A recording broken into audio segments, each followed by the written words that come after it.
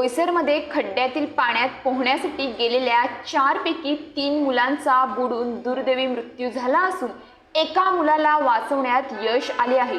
मृतांमध्ये एकाच कुटुंबातील 2 सख्ख्या भावांचा समावेश असल्याने परिसरात हळहळ व्यक्त करण्यात येत आहे।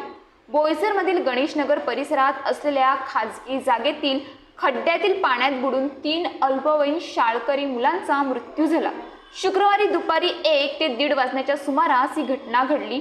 गणेशनगर परिसरातील झोपडपट्टीत राहणारी 4 शाळकरी मुले दुपारच्या सुमारास भिंत ओलांडून घराच्या पाठीमागील असलेल्या मोकळ्या जागेतील पाण्याने भरलेल्या खड्ड्यात पोहण्यासाठी गेले होते।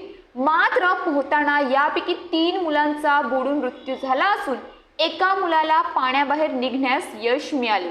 या घटनेची माहिती मिळताच बोईसर पोलीस आणि तारापूर अग्निशमन दलाच्या जवानांनी घटनास्थळी पोहोचून खड्ड्याने भरलेल्या पाण्यातून 3 मुलांचे मृतदेह बाहेर काढून वैद्यकीय तपासणीसाठी बोईसर ग्रामीण रुग्णालयात पाठवण्यात आले आहेत। मृतांमध्ये एकाच कुटुंबातील 2 सख्ख्या भावांचा समावेश असून दुर्घटनेमुळे हळहळ व्यक्त करण्यात येत आहे।